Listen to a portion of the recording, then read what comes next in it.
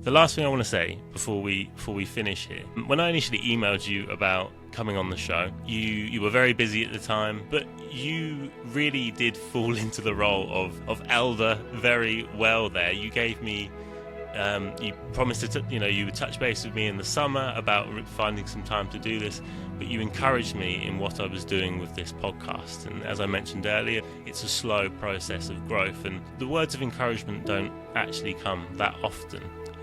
You really did fall into that role of sort of the wise elder, and the words of encouragement that you gave me in that initial email really meant a lot.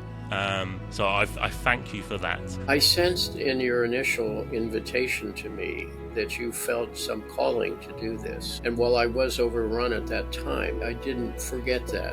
That is a calling. And we may have different callings at different stages of our journey, but it's very important to know that one does have callings in life. That comes from the Latin vocatus, vocal, vocation.